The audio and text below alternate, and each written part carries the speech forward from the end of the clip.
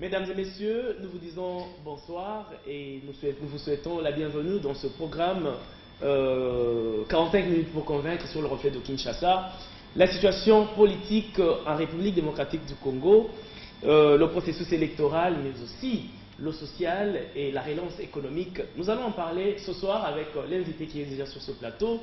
Il s'agit de M. Gabriel Mokia, qui est donc le président national du MDECO, appelé ainsi Mouvement des démocrates congolais. Président Mokia, bonsoir et bienvenue. Merci beaucoup, bonsoir monsieur le journaliste. Voilà, d'entrée de jeu, vous avez déposé, vous, l'opposition, avez déposé un calendrier, une proposition de calendrier global après le calendrier rendu public par la CENI. Qu'est-ce que vous reprochez d'entrée de jeu au calendrier rendu public par la centrale électorale du Congo? Merci beaucoup à tous les Congolais qui me suivent partout dans le monde. Et c'est l'opposant Gabriel Mokia qu'on a toujours arrêté à raison de ses opinions, à la défense des intérêts de la population congolaise. Nous reprochons d'abord, nous sommes dans l'union, nous tous, majorité, opposition, nous sommes tous dans l'union. Mais quand nous voulons faire quelque chose, excusez-moi, en rapport avec les élections, nous devons tous être convaincus de ce que nous sommes en train de faire. N'est-ce pas? Personne, si cette terre des hommes, a le monopole de savoir. Chacun a ses limites. Même les savants, ils ont aussi leurs limites. Il ne faut pas nous faire gober un calendrier où il y a des rancines. Prenons le problème d'argent. Voilà. Le problème des nouvelles provinces que vous pouvez créer. À la veille même des élections, vous créez de nouvelles provinces. Ils ont quel genre de conseillers? Même le président de la République lui-même, il a quel genre de conseillers qui l'autorisent à créer des provinces pendant les élections? Président, je ne vous prends pas la parole, mais sinon, nous allons aborder la question d'installation de nouvelles provinces au second plan. Mais revenons d'abord dans ce calendrier. Je reviens pour ça, uniquement pour ça. Ok. Et d'un côté, ils ne sont pas prêts à présenter l'argent à la CENI, que voici l'argent qui doit vous permettre d'organiser correctement les élections. Il n'y a pas. J'ai vu les budgets, j'ai lu les budgets, je n'ai pas pu voir des rubriques mentionnées élections présidentielles ou élections dans notre pays. Il n'y a rien, il n'y a pas de rubrique des élections. Et d'un côté, pourquoi ils ont laissé si longtemps, plus de 7 ans ou 8 ans, les provinciaux et les sénateurs occuper les postes, alors que le mandat c'est pour 5 ans? Le pouvoir à place a débordé. On a donné un cadeau à nos amis sénateurs et aux provinciaux, gratuitement comme ça. Mais nous voulons corriger tout cela. Nous ne voulons pas laisser le pouvoir à place à de manipuler la CENI. Mais comme ils ont déjà qu'on appelle les monocomakas, ils viennent dans des émissions pour raconter leur vie, mais pas pour raconter quelque chose qui touche à la vie de cette nation. Mais, ayant compris que les calendriers ici, ce n'est pas possible, ils ne vont pas respecter les calendriers, nous avons déposé les nôtres. Ce n'est pas qu'on va imposer la CENI. On a fait quelques propositions, on va se raconter avec la CENI, maintenant, on va faire les toilettages, on peut passer maintenant aux élections libres, démocratiques et transparentes. Puisque nous parlons de cette proposition, pensez-vous que cette démarche de l'opposition est constitutionnelle? Parce que la CENI, c'est un organe indépendant, c'est une institution indépendante. Quand vous vous lancez dans cette démarche, pensez-vous qu'elle est constitutionnelle? Ben oui. Comment le pouvoir à place a toujours été en connivence avec la CENI? Est-ce que c'est constitutionnel? Est-ce que réellement ils sont en connivence? Ben oui, ils sont en connivence. Ce que fait la CENI est dicté par la mouvance présidentielle. est une institution indépendante, elle ne dépend d'aucune autre institution. C'est vous qui parlez de l'indépendance de la CENI. Il n'y a pas d'indépendance de la CENI. Vous allez démontrer la CENI est dépendante du pouvoir à place. Ah, ça c'est vous qui le dites. C'est la même chose comme la justice congolaise est dépendante du pouvoir à place. Alors comment voulez-vous nous gober tout ce que l'adversaire est en train de dicter? Et si nous voulons apporter une correction, Les gens Mais protestent. au sein de la CENI, Gabriel Mokia, vous avez vos représentants. Nous avons les représentants de l'opposition, de la société civile. Tout le monde se retrouve, même de la majorité présidentielle. J'avais demandé de retirer ces représentants. Ils sont à la solde des Malumalu et des pouvoirs. Vous avez demandé à vos représentants de quitter la centrale électorale, mais ils ne sont pas partis. Preuve que vous avez toujours vos représentants dedans. Mon parti va avoir des représentants comme ça. À la demande populaire, je les retire. Mais les autres, eux-mêmes, ils savent ce qu'ils sont en train de faire comme combine avec eux. Mais moi, je suis là, je suis en train de dire à tout le monde, si vous faites des combines, moi je vais vous dénoncer et on va voir ce qui va se passer. Parce que nous pouvons critiquer la CENI, c'est-à-dire que nous critiquons aussi ces représentants de l'opposition. Mais il fut un moment, j'ai fait avec toi une émission, on avait appris que la plupart ont quitté. Mais en réalité, ils n'étaient pas partis. Ils n'étaient même pas partis, ils étaient toujours là. 18 000 $ par mois. Mais ils ont dit qu'ils ne peuvent plus répondre au mot d'ordre de leur parti parce que le fait qu'ils soient déjà au sein de la CENI est un organe ou une institution indépendante. Et ceux de la majorité répondent au mot d'ordre de leur parti. Ah ouais, c'est l'amalgame autour de cette question. C'est ça. Alors, comme il y a l'amalgame, laissez-nous quand même apporter des correctifs. Bon, d'accord, une question arrive, Gabriel Mokia. Au cas où la CENI ne vous donne pas une réponse satisfaisante, quelle sera la prochaine étape dans cette démarche? Non, la réponse sera satisfaisante. Non, on a dit au cas où ça n'arrive pas. Non, au cas où ça n'existe pas. Parce qu'on prévoit toujours. Ce que nous avons préparé, ça va rencontrer les désirs de tout le monde, de la CENI et de la population congolaise. C'est pour chercher, je vous ai dit, les élections vraiment apaisées. Hein? Comme de leur côté, on ne connaît pas encore l'adversaire, et de notre côté, eux aussi ne connaissent pas l'adversaire, nous devons aplanir les divergences. Comme ça, on va arriver dans un terrain électoral, un terrain bien aplani, avec les acteurs politiques qui ne seront pas là pour s'entrecuser ceci et cela. Je crois que ça va nous arranger tous. Après la CENI, vous avez déposé une copie de cette proposition à la MONUSCO. Pourquoi les Congolais peuvent à tout moment, surtout vous l'opposition, vous êtes toujours derrière les ambassades, la MONUSCO, vous avez visé quoi en déposant cette proposition? Je réponds maintenant à tout le monde, les pouvoirs et consorts. C'est pas de votre question. Quelle fois alors la MONUSCO ici? La MONUSCO nous accompagne. Hein? Elle nous accompagne, elle nous assiste. Que font les représentants de l'ONU, de l'Union européenne et ceci dans notre pays? C'est ça que je voulais dire. Qu'est-ce qu'ils font? Et que fait la MONUSCO dans notre pays? Moi, je pensais que c'est moi qui pose des questions. Non, je ne vous pose pas. Moi, je ne vous pose pas. J'ai posé seulement la question aux adversaires politiques. Qu'est-ce qu'ils font dans notre pays?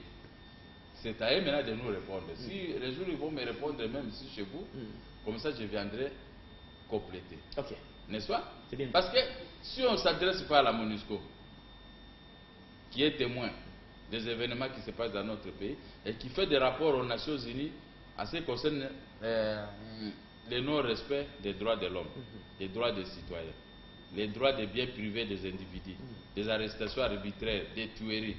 C'est la mission dévolue à la MONUSCO pour faire barrage à un gouvernement installé sur base de l'accord global et inclusif. Et maintenant, cet accord est transformé à la fameuse démocratie, aux élections, bien que les élections n'ont pas été libres, démocratiques, ni transparentes, mais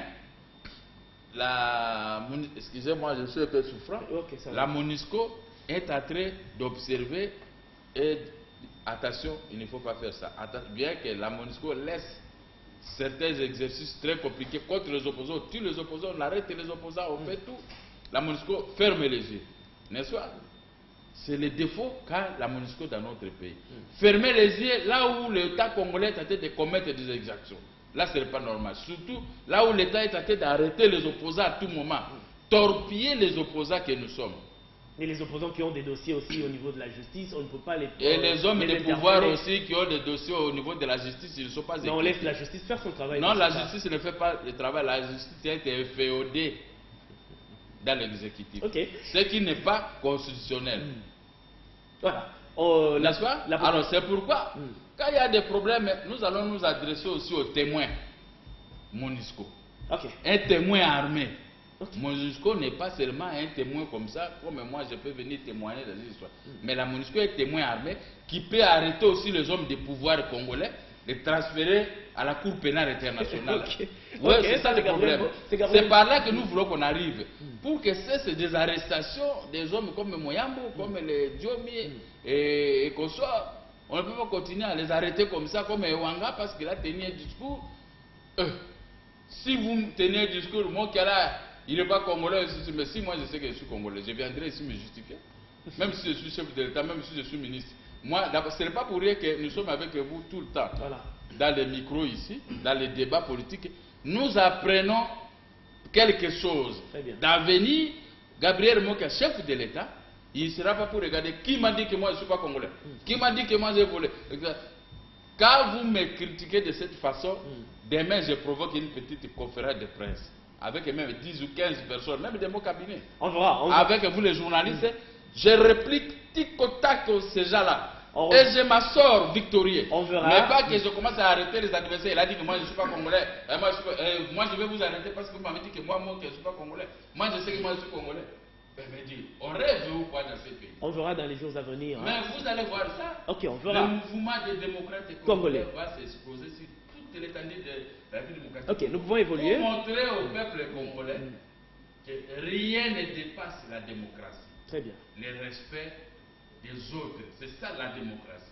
N'est-ce pas? Donc, c'est ça. Et dans une démocratie, c'est le peuple qui tranche. Bien qu'il y a le respect aussi des lois de la République, et la République, avec ceux qui nous gouvernent, doivent aussi respecter les lois. Très bien. Voilà. Comment expliquez-vous cette situation? On veut une opposition encore au moins une fois unie, mais vous vous réunissez, vous de l'opposition, vous prenez l'option d'établir un calendrier à proposer à la CENI. Vous présentez votre calendrier, votre proposition les avant-midi. Déjà le soir, à la presse, dans des chaînes de télévision, nous voyons quelques membres de l'opposition en train de critiquer la démarche alors que vous avez préparé cette proposition ensemble. Comment expliquez-vous cette situation? C'est ça qui m'étonne. J'ai posé la question à Olenga Koy. Mais il y a des gens qui sortent pour s'exhiber à la place publique à tête de critiquer le travail que nous avons réalisé ensemble. J'ai obtenu de Olenga Koy une réponse simple. Laissez-les, il faut leur travail. Comment ça, ils font leur travail? Ce sont des jeunes gens de l'ANER, de la sécurité. Ils vivent avec les mamelles de l'État. Maintenant, ils viennent nous espionner. Vous faites avec eux la journée des bonnes choses. On va faire des marches tel jour. Au même moment, ils vont faire des rapports au service de sécurité. Voilà, là-bas, ils veulent faire ceci, moyennant. C'est ainsi qu'il m'a dit, Président Mokia, laissez-les, il faut leur travail.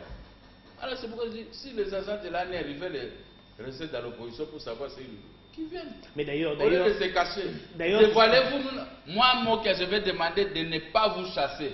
Restez là ouvertement. Moi, on sait qu'un agent de l'ANER, quand je vais parler, il va faire un rapport au président de la République.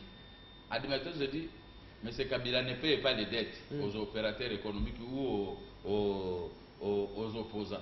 Si un agent de l'ANER est là avec nous, qu'il soit honnête de faire un rapport au président qui dit que M. Kabila ne paye pas, parce que c'est lui-même qui est devenu ordonnateur principal. N'est-ce pas? Il ne paye pas. C'est mieux aussi. Mais faire du ANER, tu es avec nous. Mais tu sors la nuit, tu fais un rapport et on t'envoie voir la télévision, va critiquer votre propre action. Si les ridicules pouvaient tuer. Ces jeunes gens-là qui crient dans les télévisions, mais ce sont les présidents des partis politiques de l'opposition reconnus. Non, ils sont reconnus. Vos collègues. Ils sont agréés. Mais il faut crier, pardon, il faut crier dans les médias. Mais en réalité, ce sont les jeunes gens du pouvoir. S'ils critiquent Kabila de la même façon que vous voulez aller critiquer Kabila, comme lui, toi on t'arrête, mais lui on ne peut jamais l'arrêter. Mais il faut seulement des grimaces. Il se cache quelque part. Non, moi je suis arrêté. Alors les gens vont dire, tel est arrêté. Mais c'est un agent du pouvoir. C'est pourquoi votre question est très pertinente. Je vous remercie. Sachez que dans notre opposition, il y a des infiltrés. Et nous connaissons ces écritures. Un jour, nous allons les bloquer, les ligoter et les amener à la police, quel que soit. Oh, moi je suis député, oh, moi je suis député. On vous ligote. Voilà, il est député, ceci. Pourquoi il est tenté de nous inféoder, de nous espionner pendant que nous sommes avec lui? Nous faisons des textes, mais lui il prend ces textes-là pour aller les vendre de l'autre côté de la maison. C'est pour dire qu'au Congo, le ridicule ne tue pas. Le ridicule ne tue pas. Le ridicule ne tue pas. Quand je parle ici, ils savent que moi, c'est quelqu'un de correct. Ah oui. J'ai des amis dans le gouvernement. J'ai des amis partout. Si on se croise avec un ami président, moi qui a Obimi prison, vraiment je te donne 5 000 $. C'est pas que moi je suis en train de pleurer. Obimi prison, apparemment tu adores la prison. Obimi prison, non, mais c'est comme ça. Obimi prison, c'est tous les exemples que tu peux prendre. C'est bien. C'est que nous disons, c'est un rapport avec ça. Mais ça n'a rien à voir. Mais aller vendre notre produit élaboré dans notre laboratoire de l'opposition, vous allez vendre ça auprès du pouvoir. Voilà, c'est une trahison, on peut dire. Des traîtres comme ça. Ok, évoluons, Gabriel Mokia. Des traîtres, non pas de patrie. Vous savez, un adage dit quoi? Dis-moi qui tu fréquentes, je te dirai qui tu es. Très bien, c'est une question. Ces gens de pouvoir qui fréquentent les gens qui nous ont inféodés, de la même façon qu'ils font chez nous, ils le feront aussi chez eux. Très bien. Voilà. Nous évoluons, nous allons prendre le second thème. Parce que, je termine là, il y a des choses que nous connaissons, proviennent toujours de ces mêmes gens-là. N'est-ce pas? Ah, c'est comme ça. Je mets ça dans mon cœur. Mais lui, il prend aussi chez nous, il va là-bas. Donc, c'est vice-versa, c'est malheureux. Très bien. C'est trop malheureux. Voilà, nous allons parler cette fois-ci de cette décision ou ce décret, la promulgation donc de la loi portant installation des nouvelles provinces. Vous allez nous dire, étant acteur politique, est-ce qu'il est opportun, sachant les difficultés que la République a pour réunir les finances nécessaires pour le processus électoral.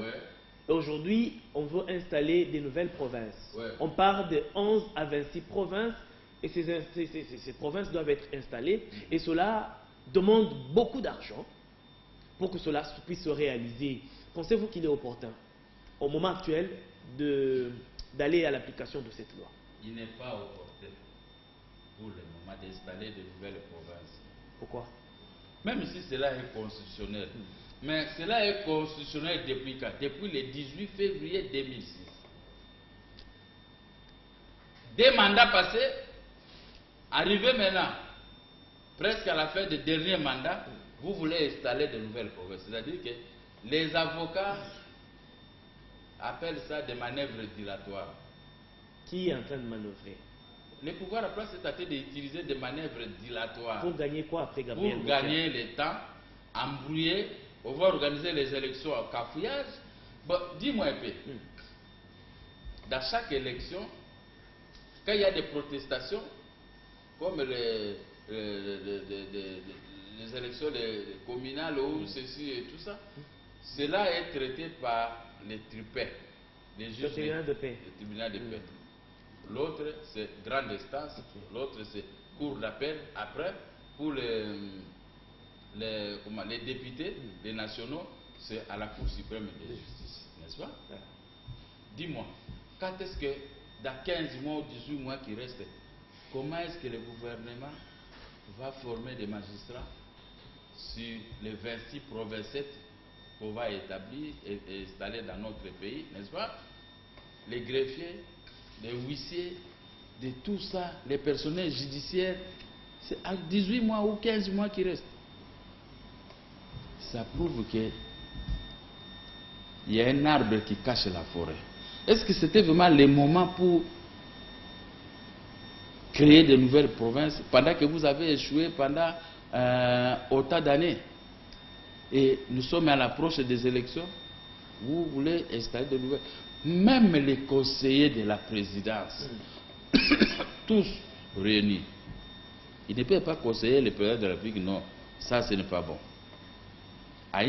Au moins à une période de 5 ans, on peut commencer petit à petit à installer de nouvelles provinces. Les entités administratives, on va leur donner des bourgmestres, et comment on peut les appeler? Les conseils communaux. Les conseillers communaux et consorts. N'est-ce pas? Ça va prendre du temps. Ce n'est pas à un mois ou à une année que vous pouvez tout organiser. Et dans les nouvelles provinces, il y a les chefs-lieux. Il faut donner des moyens nécessaires aux chefs-lieux, pour pouvoir s'organiser. Mais vous voyez le négatif partout. Mais l'application de cette loi, c'est pour rapprocher beaucoup plus les gouvernés de gouvernants, mais aussi permettre un développement rapide au niveau de nos Si vous prenez la province de la Mongale, n'est-ce pas, de mon côté, dis-moi, quand est-ce que vous allez installer des bureaux? Quand est-ce que vous allez construire des routes? Vous devez goudronner les chefs-lieux des provinces. Les infrastructures nécessaires. Les infrastructures, vous allez trouver l'argent. Il faut que le gouvernement central puisse travailler en combinaison avec le Fonds monétaire, la Banque mondiale, pour trouver de l'argent nécessaire à l'éclatement de ces provinces. Mais maintenant, on le fait à la hâte. Il y a les élections qu'on n'a pas encore trouvé l'argent. De l'autre côté, il y a les nouvelles provinces qu'on doit installer. C'est de la mascarade. C'est que M. Kabila ne veut pas partir. Son rôle, il veut seulement embrouiller la population congolaise de cette façon pour se maintenir au pouvoir. Ça, c'est moi qui le dis pour les constats faits. C'était un constat d'un homme politique. Voilà. Que je ne peux pas le faire. Moi, le pouvoir, c'est quoi? Le pouvoir, je commence le pouvoir ici et je vais aller terminer là. Je sais quand est-ce que je vais commencer. Moi, je vais savoir ce que je vais terminer dans 5 ans. Dans 5 ans, je vais réaliser ce que je vais réaliser. L'autre qui arrive, il va continuer. Le pouvoir, c'est la continuité. Mais si vous voulez conserver le pouvoir pour faire tout ce que vous n'êtes pas capable de le faire, ça dit que vous avez quel genre d'ambition? Ou bien c'était un pouvoir d'occupation, ou bien c'était un pouvoir obtenu par les armes, donc on ne peut pas les libérer, ou bien la rébellion de Laurent Désiré Kabila continue toujours parce qu'à ce moment-là, tout rebelle, tout ceci, tout est ok pour eux. Ou c'était un pouvoir obtenu d'une manière démocratique, on va respecter des lois, le timing donné à un chef de l'État, le chef de l'État ne doit pas déborder. Et ici, on cherche des mécanismes pour pouvoir faire déborder l'État, et soit de créer un état d'urgence, parce qu'on ne veut pas partir. Non! Si ta femme prépare une marmite comme ça, comme nos femmes de l'Équateur préparent les gros motos, nous avons grandi comme ça. Du poisson, voilà. Du poisson, des motos. Mais ce n'est pas parce que ma femme a préparé les gros motos, moi-même je vais me mettre là, je vais manger jusqu'à ce que je vais terminer la marmite. Chez nous, on va t'appeler, bon, allez-y, on est à Kinshasa. C'est comme ça. Un homme cupide. Donc il faut manger ici et laisser. C'est la même chose comme le pouvoir. Si tu utilises 5 ans ou 10 ans, tu dois abandonner. Mais si vous utilisez des mécanismes pour compliquer la situation, mais des autres aussi. De toutes les façons, Gabriel Mokia, jusqu'alors, vous prêtez d'intentions. Vous êtes en train de prêter les intentions que le chef de l'État n'a pas. Parce que la Constitution n'a pas exigé à un président en place de vous dire clairement que moi je dépose en telle date. Mais sinon, nous savons dans la Constitution que le mandat du président, dans l'ensemble, est de 5 ans. Et maintenant qu'on a consommé les premiers 5 ans, on est au deuxième mandat qui va se terminer en 2016, bien sûr au mois de décembre 2016. Mais on n'est pas encore au mois de décembre 2016. Mais qu'est-ce qu'il avait manqué au président de la République le premier mandat de procéder à l'éclatement des nouvelles provinces? Comme ça va nous prendre les 10 ans qu'il a tenté d'effectuer à la tête des... Mais il n'avait pas seulement ça comme affaire. Mais pourquoi maintenant... Bon, vous avez dit qu'il n'avait pas que ça comme affaire. Voilà. Mais comment à la fin du mandat vous voulez maintenant procéder à l'éclatement des provinces, là où vous avez échoué? Ok, une petite question. Vous m'avez compris. Vous allez faire un choix. Il faut poser à la majorité cette question-là. La question du président Gabriel Mokia est claire. Au début, vous n'étiez pas capable. Mais à la fin, il reste 10 mois pour organiser des élections. Vous voulez maintenant faire l'éclatement des provinces. C'est-à-dire que vous avez quel genre d'idée à tête? Ok. Vous voulez maintenant dribbler, prendre les Congolais comme des imbéciles. Quand on a échoué, on assume. Ok. Un petit choix à faire. Vous vous retrouvez comme acteur politique, peut-être un décideur, devant deux démarches. Soit le processus électoral ou les élections qui doivent être financées, une priorité pour l'instant. ou carrément sortir les fonds pour installer des nouvelles provinces. Étant acteur politique ou un décideur, vous allez prioriser quoi? Non, pour le moment, entre les deux. C'est de la blague. Comment ça? Il doit prioriser les élections pour trouver un nouveau chef d'État. Parce que Joseph Kabila est trop contesté dans notre pays. Surtout par nous, les opposants et les peuples. Mais les opposants, naturellement, vous ne faites que contester. Oui, mais parce que le peuple est en train de contester. Il paie déjà 60 000 francs par mois. Il ne donne pas l'eau et l'électricité au peuple congolais. Ça, il est conscient. C'est la Gombe qui passe la nuit avec l'électricité. Mais la cité, il n'y a pas de courant. Et l'eau, n'est-ce pas? Il n'y a pas de moyens de transport nécessaires pour pouvoir transporter le peuple congolais. Alors, comment pouvez-vous chercher à vous écraponner de rester au pouvoir pendant que vos échecs sont là? Nous dormons dans les noirs. Nous nous réveillons dans les noirs. N'est-ce pas? De l'autre côté, le centre-ville de Kinshasa ici, là où moi j'habite tout près de chez vous, ici au centre-ville, mais il n'y a pas de route. Mais moi j'ai grandi au centre-ville, il y avait des routes. Même dans ma parcelle, c'était un garage où je suis allé habiter quand on m'a chassé dans ma résidence à la Gombe. Mais il y avait des goudrons devant ma parcelle. Aujourd'hui, les gens ont jeté de la terre jusqu'à cette hauteur ici. Mais quand il pleut, il y a de la boue, il n'y a personne qui regarde ça. Okay. Mais quand vous n'êtes pas encore capable de réparer, d'arranger la ville de Kinshasa, mais comment vous pouvez maintenant être capable de donner du tonus sur toute l'étendue de la République? Kinshasa, la ville de Kinshasa, comment je peux appeler ça? Le Congo-Kinshasa, sa superficie dépasse même l'Europe. L'Europe, que vous voyez des petits pays européens, vous voyez tel pays, mais quand vous entrez, ce sont des petits pays. Mais très beaux. N'est-ce pas? Mais nous ne sommes pas arrivés là. Rien que la province de Bas-Congo ici, qui est tout près de Kinshasa et Bandung, va épée là-bas faire du tourisme. Vous allez vous étonner que c'est depuis Lumumba, Mobutu jusqu'à aujourd'hui, les provinces restent toujours à cet état. Mais vous voulez maintenant créer des situations inutiles pour le moment pour le Congo. On doit rester avec les 11 provinces. Nous allons nous organiser. Embellir les 11 provinces, maintenant on va commencer à aller lentement. Mais pourquoi? Lentement pour l'éclatement de nos provinces. Très bien. À ce moment, avec notre propre production, nous allons nous organiser et nous allons construire de nouvelles provinces. Mais pourquoi? Mais maintenant, on n'est pas encore là, messieurs les journalistes. Vous voulez l'éclatement, vous n'avez pas l'argent pour les élections, vous n'avez pas l'argent pour construire de nouvelles provinces. Ça, on appelle ça une aventure. Ok, mais pourquoi l'opposition ne voit que du noir dans la gestion de M. Joseph Kabila, alors qu'il y a des avancées significatives? Pourquoi vous ne vous attelez pas sur ce qu'il y a de positif? Vous ne voyez que le noir dans tout ce Joseph Kabila. Des avancées significatives. Non, c'est moi qui pose des questions. Vous avez des réponses à me donner. Je vois là où vous voulez en venir. C'est-à-dire? Vous voulez suivre les équilibrations des Matata Polo. Nous avons la croissance aujourd'hui. Mais la CNU nous demande 2 milliards de dollars. Où est la croissance pour donner là? Parce que parler c'est bien. Parler c'est bien. Mais faire quelque chose pour montrer que vous êtes capable. Vous allez nous ramener à Bukangaou, mais aujourd'hui, si on vous demandait de dresser, si on vous demandait de dresser un bilan, le bilan de M. Joseph Kabila, soyez honnête, parce que vous êtes parmi les opposants. Je suis honnête, c'est un bilan négatif. Pourquoi? C'est ce qui avait amené la rébellion matérielle de Laurent Désiré Kabila. Ils ont tout pris, ils ont tout neutralisé. Tous nos biens se trouvent au Rwanda, au Ouganda, Tanzanie, partout. Ils ont tout pris ce qui était arrivé au Congo. Le Congo est resté coquille vide. Attendez, parce que vous voulez les bilans. Non, attendez. Non, attendez, on parle des bilans. Laissez-moi aller au bilan. Très bien, nous évoluons. Laissez-moi au bilan. Mais nous évoluons. Non, les bilans. Je vous donne les bilans. Mais attendez, je vais vous mettre une puce dans l'oreille. Laissez-moi poser une petite question.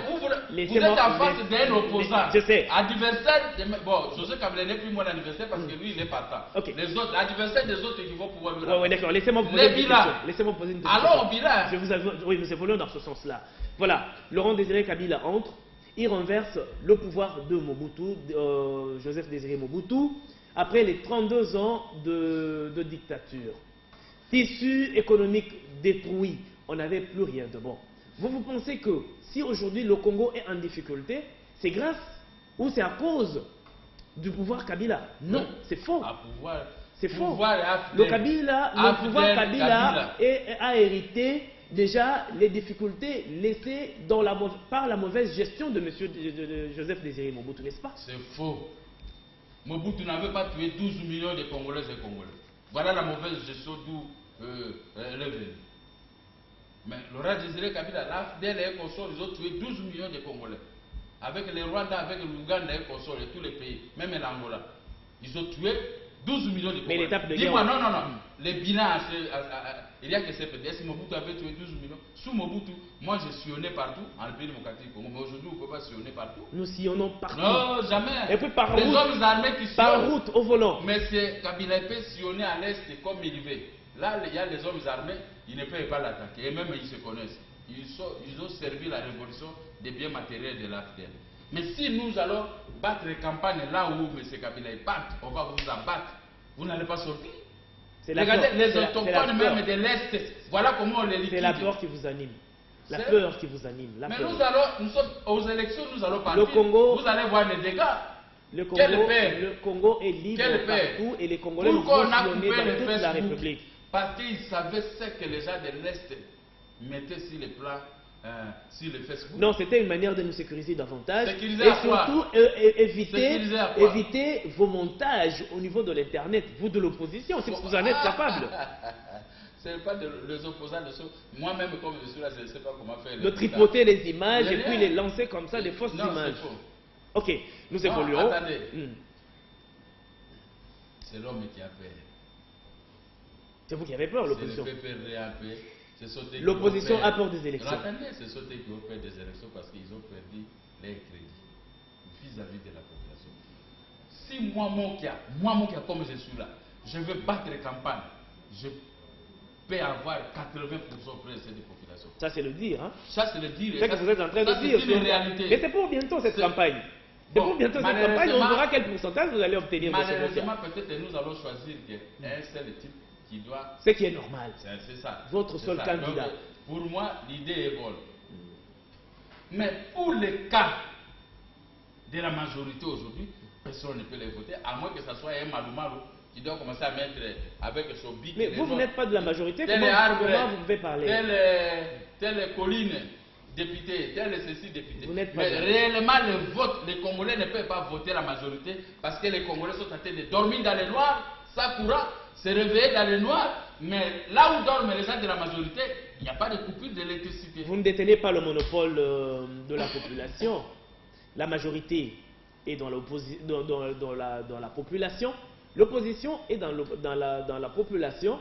Et vous allez vous préparer pour ne pas contester inutilement. Je ne peux pas parler de la majorité parce qu'il n'y a rien là-bas. Ça, c'est le coquille vide. Il n'y a rien là-bas, la majorité. Ils ont montré les limites dans la mauvaise gestion de la chose publique. L'homme que moi, je peux avoir l'estime, c'est le maréchal Mobutu. À ce qui concerne les sociétés. Quelqu'un qui est déjà décédé. Oui, parce que maréchal Mobutu, quand il est parti, il nous a laissé l'électricité 24 heures sur 24 heures. Ce groupe qui nous dirige, qui est venu couper, donner des balles, des tirs réels là où il y avait des machines qui nous produisaient du courant au niveau des Inga. C'est surtout que, mais ils ne veulent pas parler de ça. Ils ont tout dit, ils ont démonté des pièces, ils ont fait ce que moi pouvais leur ressembler. Mais moi, j'ai étudié ici à Kinshasa, je n'ai jamais vu des coupures d'électricité telles que je suis en train de vivre aujourd'hui. Rien que ça. Quel bilan voulez-vous qu'on puisse dresser de M. Kabila ou de son groupe? Voilà. C'est négatif. Alors, vu l'état qui vous reste, le même temps qui est précieux pour le peuple congolais, de mettre les hommes comme nous à la place qu'il faut. Et ils doivent partir. Comme ça, nous allons gérer correctement la République démocratique. Il est facile de critiquer. Il est facile de parler, comme il est facile que Matata puisse nous endormir avec ces cadres macroéconomiques imaginaires et des croissances. Mais, comme il n'y a pas... Moi, je suis que ça, dans le social, comme il n'y a rien de nouveau, tout est vanité. Mais ce Kabila, il a fait son temps, il a échoué. Gabriel Moké, il va venir pour redresser la situation économique, sécuritaire et sociale de la population. Ne soyez pas des amoureux de ceux qui ont échoué.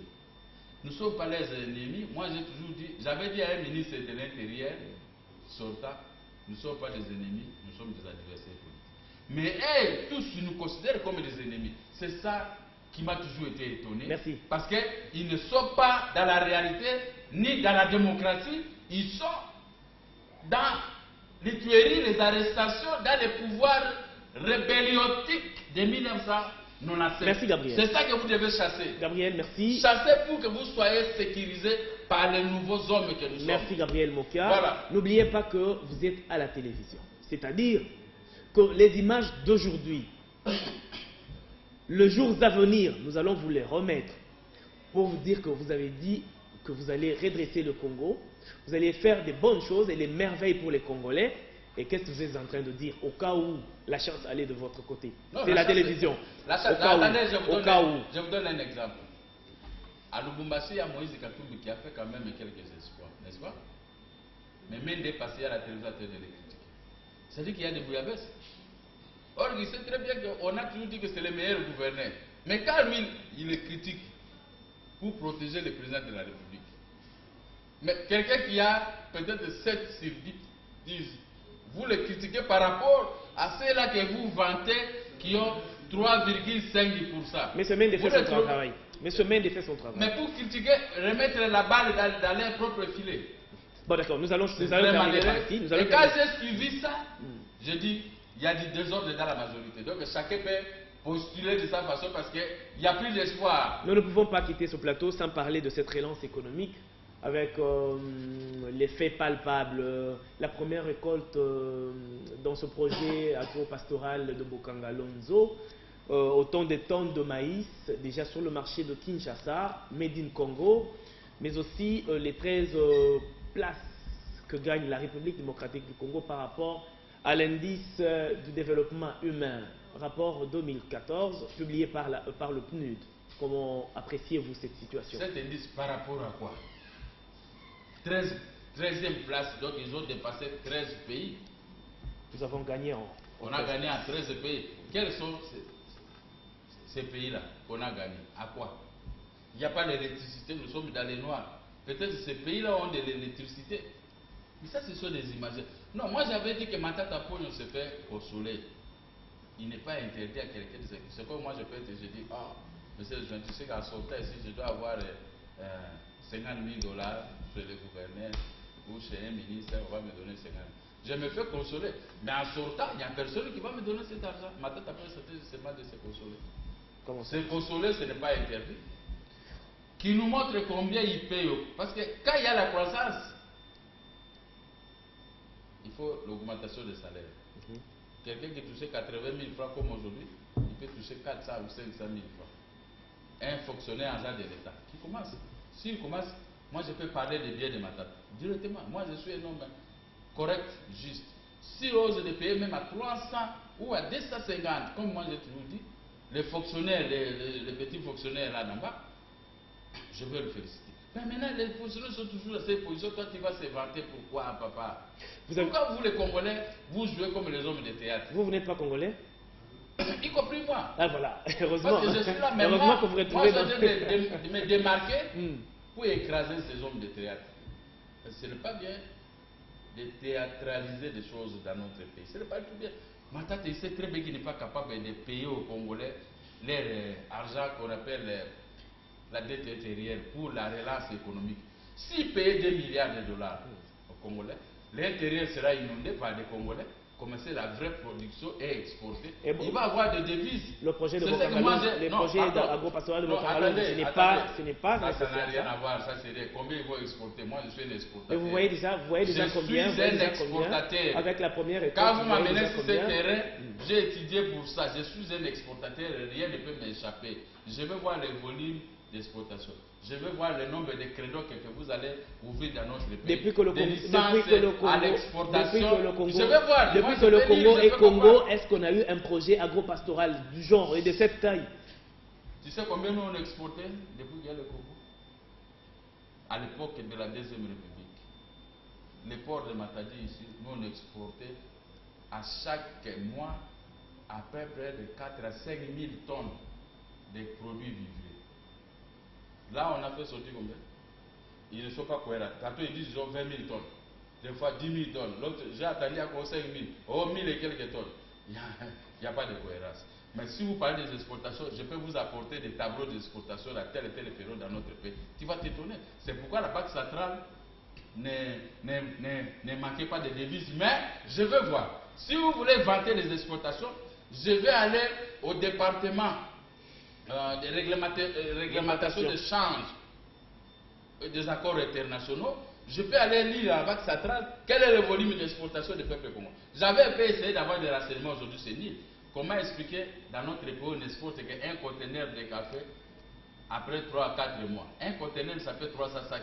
Hein? Je ne dis pas d'autres produits. Mais vous ne, au lieu de vanter, exporter d'abord même pendant 12 mois.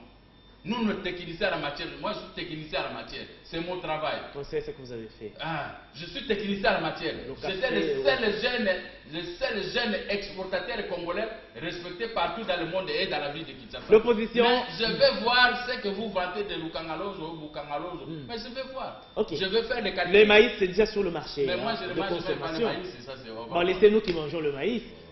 L'opposition vous allez vous vanter pour le maïs pendant que les fonctionnaires ne sont même pas payés. L'opposition politique toujours sceptique aux avancées significatives du pouvoir en place.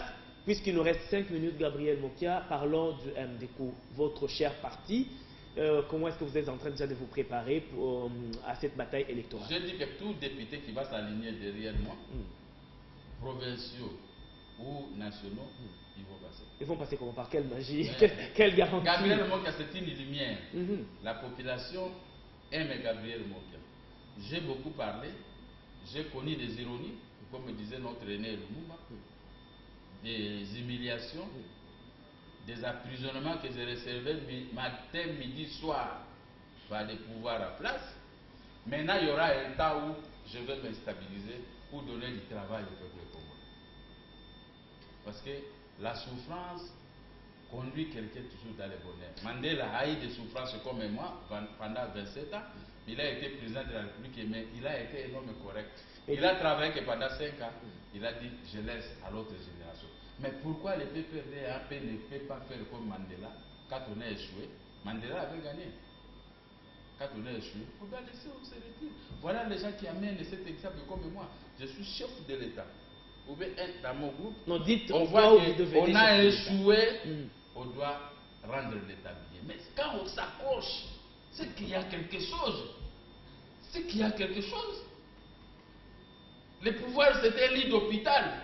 J'étais malade dans un lit, je suis guéri. Je dois partir, je ne dois pas dire non, je pars avec ce lit ou je reste toujours ici. C'est comme ça. Alors là, ça ne va pas. Alors là, on fait partie par l'article 64 de la Constitution qu'on a essayé. Et après, on va encore continuer. Sur sa tête, on va utiliser maintenant l'article 64 dans son ensemble. L'ensemble de la population congolaise, tout le monde va partir. Mais pourquoi vous avez toujours l'idée appuyée sur la violence, alors que le Congo n'a plus besoin de la violence? Ce qui est constitutionnel, c'est la violence. Cet article que j'ai évoqué vient d'où? De mon parti, des projets de société de mon parti politique. Non? Non. Puisqu'on dit que les bonnes choses ne disent pas, il nous reste que 3 ou 4 minutes, mais je vous dis des choses sérieuses. Voilà, allez-y rapidement, dans 1 minute. M. Kabila, il a fait son temps. Comme Mende avait lu l'article 74, je ne m'attendais pas qu'il pouvait ouvrir l'article 74. Dans les médias, nous emboîter les pas. Déjà, je le félicite.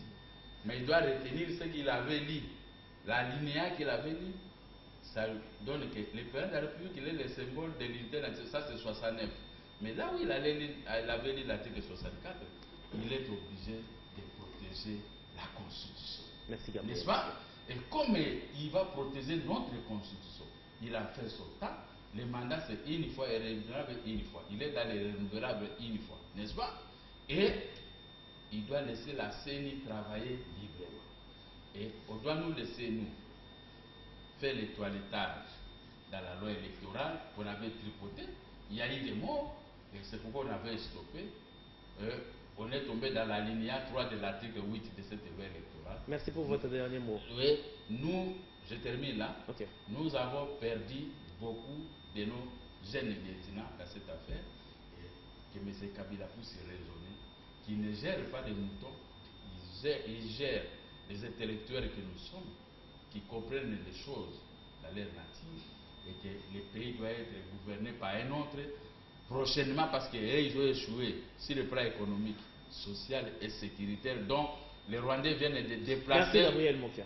des bornes à 10 km à l'intérieur de la République démocratique du Congo à l'est. Merci pour votre mot de la fin, Gabriel Mokia. Mesdames et messieurs, nous avons reçu pour vous sur ce plateau M. Gabriel Mokia, qui est donc le président national du MDCO, ainsi dit Mouvement des démocrates congolais, avec qui nous avons brossé presque tous les points chauds de l'actualité, bien sûr en République démocratique du Congo, qui est de nous. Nous vous remercions de cette confiance que vous ne cessez de renouveler.